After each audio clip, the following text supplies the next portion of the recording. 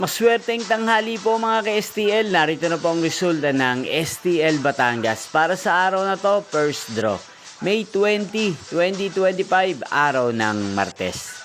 Naway mga natayan niyo po mga numero kanina ay manalo nawa ngayong tanghaling ito, 12 PM. Kaya kunin niyo na po ang inyong mga tickets. Narito na po ang resulta.